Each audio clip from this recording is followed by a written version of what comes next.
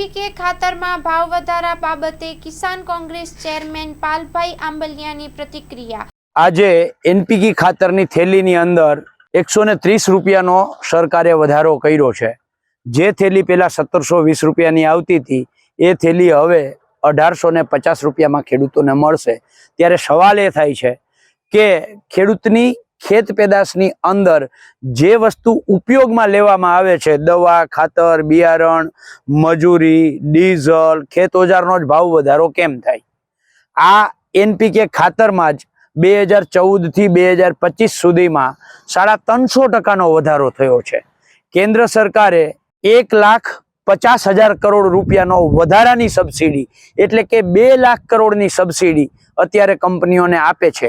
એક બાજુ 2 લાખ કરોડની સબસિડી આપે, બીજી બાજુ 350% ખાતરમાં વધારો થાય એટલે ક્યાંક ને ક્યાંક શંકા જાય છે કે આ સહકાર મંત્રાલય જે ઊભું કરવામાં આવ્યું છે, આ સહકાર મંત્રાલય તિજોરીમાંથી પૈસા ઉપાડે છે અને ખેડૂતોને ચૂસે છે।